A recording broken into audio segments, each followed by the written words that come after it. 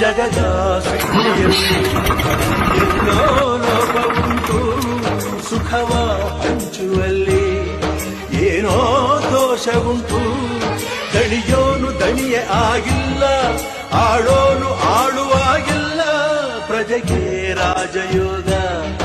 ಅವನೇ ದೊರೆಯು ಈಗ ಲೋಪ ದೋಷವನ್ನು ತಿದ್ದಲೇಬೇಕು ಬೇಗ ದುಡಿಯೋನ ಬೆನ್ನಿನ ಬೆವರು ಲೋಕಾನ ಕಾಯುವ ಉಸಿರು ರೈತ ನೀನೇ ಸಿಂಹ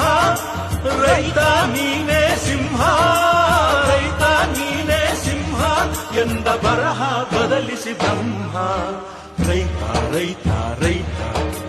ಅನ್ನ ಕೊಡುವ ದಾತ